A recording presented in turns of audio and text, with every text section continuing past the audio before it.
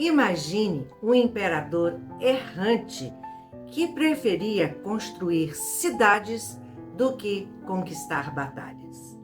Ele viajava como filósofo, governava como arquiteto e amava como um poeta. Era tão humano que jamais superou a morte do homem que amava. Esse era Adriano, o mestre das fronteiras que não conseguia controlar o próprio coração. Quando Antenor sorria, Adriano esquecia que era imperador, até o dia em que tudo se perdeu no Nilo.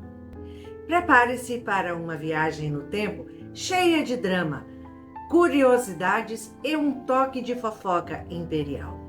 Estamos falando de Adriano, o imperador romano que transformou o império em um parque de diversões arquitetônico, mas com uma pitada de tragédia grega ou romana, dependendo do ângulo. Vamos mergulhar nessa narrativa emocionante de puro entretenimento histórico, temperado com ironia que não pode ficar tudo muito sério. Porque, convenhamos, a história romana, sem um pouco de sarcasmo, é como um banquete sem vinho, insípida. Eu sou Maria Bissaro e vou te contar esta história. No início do século II d.C., o Império Romano estava no auge, estendendo-se do Atlântico ao Eufrates como um gigante que comeu demais e agora precisava de uma dieta. O imperador anterior, Trajano, era o cara das conquistas épicas. Era espanhol, romanizado. Nascido em 53 d.C., expandiu o império ao máximo, conquistando a Dácia, atual Romênia, e partes da Mesopotâmia, transformando Roma em uma superpotência. Trajano era o otimista príncipe, como o chamavam, um guerreiro incansável que morreu em 117 d.C. durante uma campanha, deixando o trono para, surpresa, seu primo e pupilo Adriano. Trajano, o expansor, passa a tocha para alguém que preferia consolidar em vez de conquistar. Foi como herdar um império inchado e decidir fazer uma faxina geral.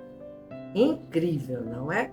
Adriano, nascido em 76 d.C., em Itálica, na Espanha, hoje perto de Sevilha, na Espanha, governou Roma entre os anos 117 a 138 d.C. Descendente de uma família de colonos romanos com raízes italianas, ficou órfão cedo. Foi criado pelo tio Trajano, que o moldou como um sucessor perfeito, educado, culto e com um amor platônico pela Grécia que beirava ao fanatismo. Adriano subiu na carreira militar e política, servindo como tribuno, questor e pretor, mas sempre com um olho na filosofia e nas artes. Em 1117 d.C., aos 41 anos, ele vira imperador após a morte de Trajano. Mas olha a fofoca inicial.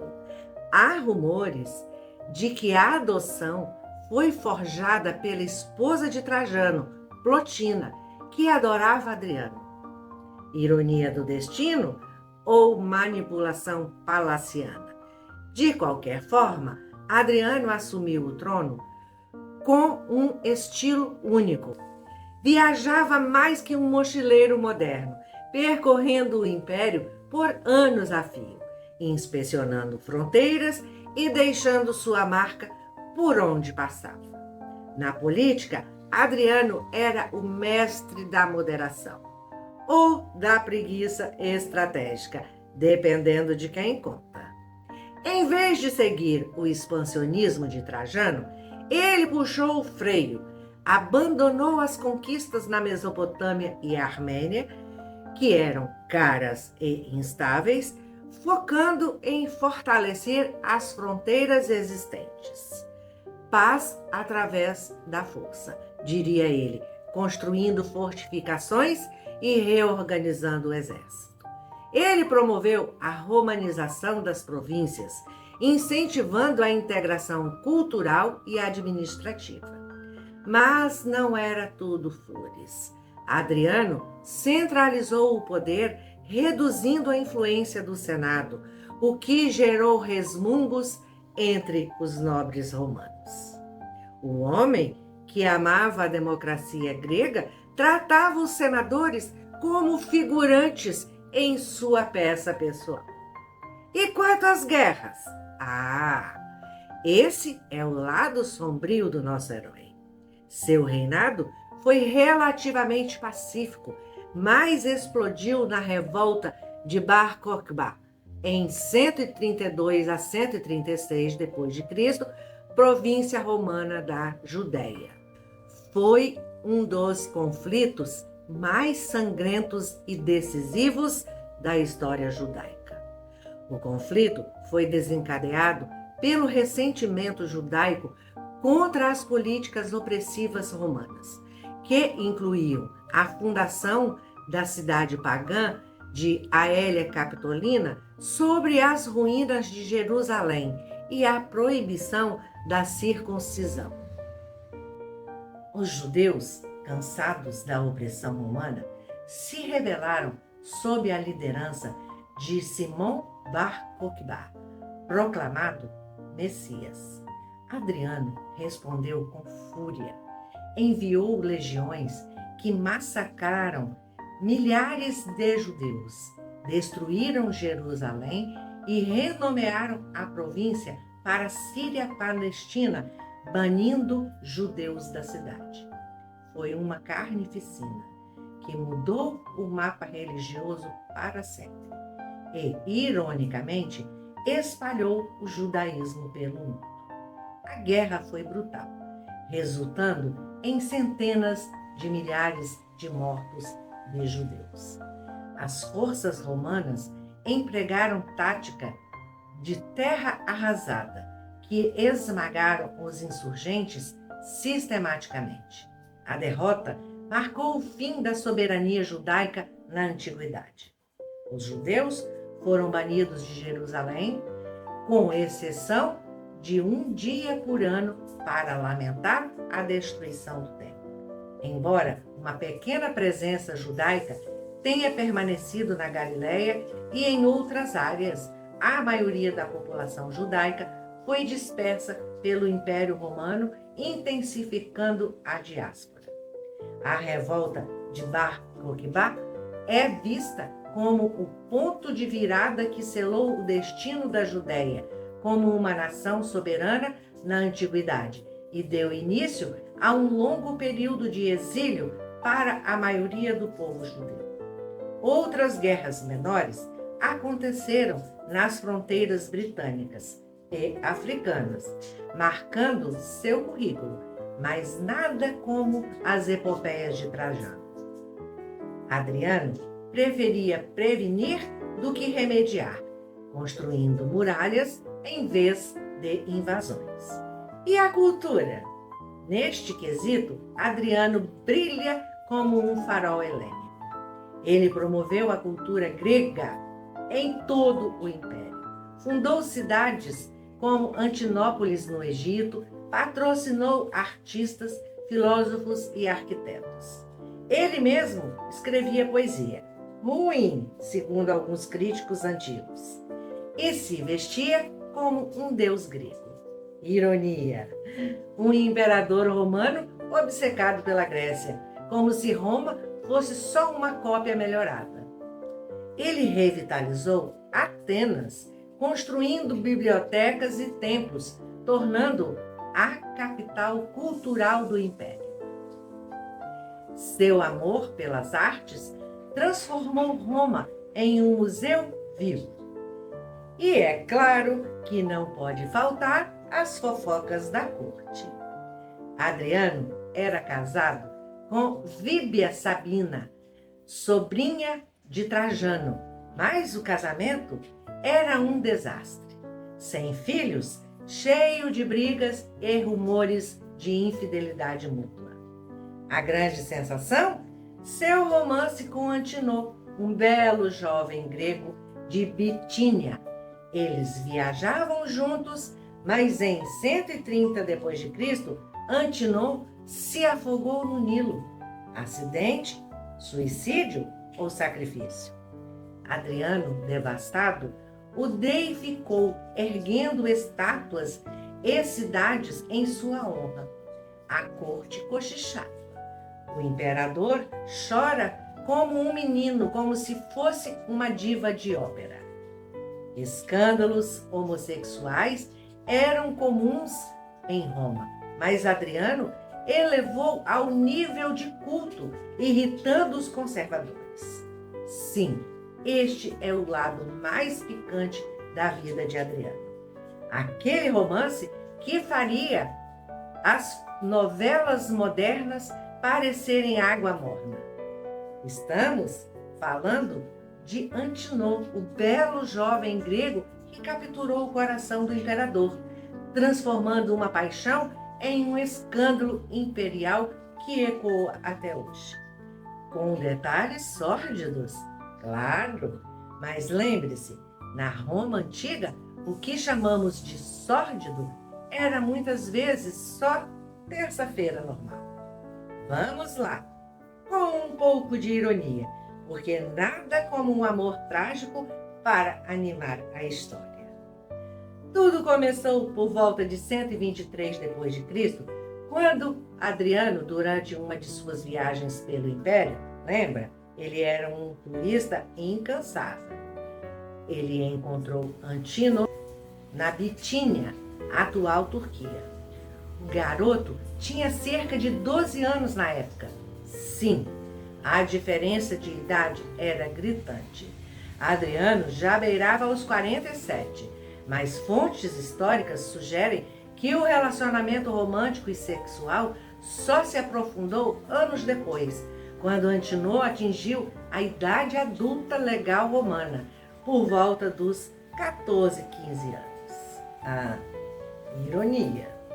Em uma era de pederastia grega, onde homens mais velhos educavam jovens bonitos em tudo. Adriano elevou isso a um nível obsessivo. Historiadores concordam que havia um componente sexual bem conhecido na época, e Antino não era o único favorito de Adriano, que tinha um histórico de atrações por rapazes e jovens. Mas esse era especial, inteligente, sábio, além da idade e com paixões compartilhadas, como caça e literatura. Imagine os dois caçando leões na Líbia. Romântico ou perigoso? Os dois, não é verdade? Eles viajavam juntos por todo o Império, como um casal de mochileiros imperiais. Antino acompanhava Adriano em rituais espirituais, como os mistérios de Eleusis em Atenas e em momentos mais íntimos. A corte cochichava. Adriano, casado com Vábia Sabina, um casamento de conveniência, né? Ignorava a esposa e mantinha Antino sempre por perto. O imperador o elogiava como sábio além dos anos. Mas os sórdidos rumores iam além. Em Alexandria, a elite local se irritava com o favoritismo e fofocas sobre noites quentes, cheias de deboches, circulavam. Não era o fato de ser homossexual que chocava. Roma era liberal nisso. Mas a intensidade. Adriano tratava Antino como um deus vivo, o que borrava as linhas entre poder imperial e paixão pessoal. O homem que construía muralhas contra bárbaros não conseguia erguer uma contra o amor. Em outubro de 130 d.C., durante uma viagem ao Egito, Antínoe se afogou no Nilo, perto de Heliópolis, aos 19 anos. Acidente, suicídio ou segure o fôlego, um sacrifício ritual para prolongar a vida de Adriano. Segundo crenças egípcias, onde um afogamento voluntário no Nilo pode transferir vitalidade. Fontes antigas, como a Hélios Espartianos, dizem que Adriano chorou como uma mulher. Um luto excessivo que alimentou suspeitas de assassinato ou conspiração.